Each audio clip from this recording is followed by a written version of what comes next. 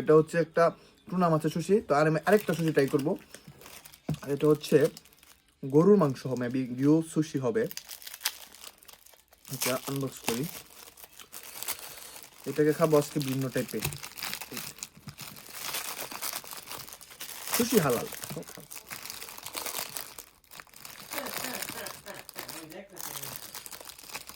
Japan আসছে, যদি sushi না খাই তাহলে হয়।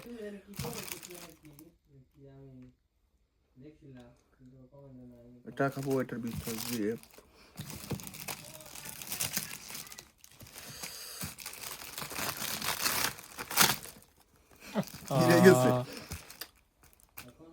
ওইটা তো আছে, ওইটা ইউজ করো।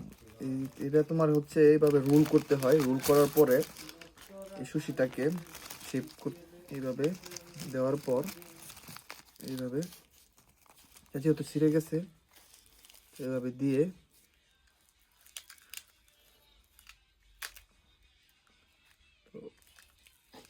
এই সুশিটা আমি খাইতে পারি নাই ভাই, একদম বকওয়াজ। কিন্তু এই সুশিটা টুনা মাছের, তো এই সুশিটা আসলে অনেক মজা লাগছে, এটা খাইতে অনেক ভালো।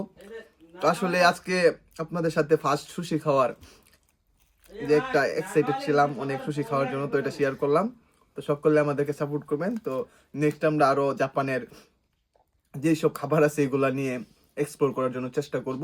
তো সবাই ভালো থাকবেন, সুস্থ থাকবেন। ধন্যবাদ, আল্লাহ হাফেজ।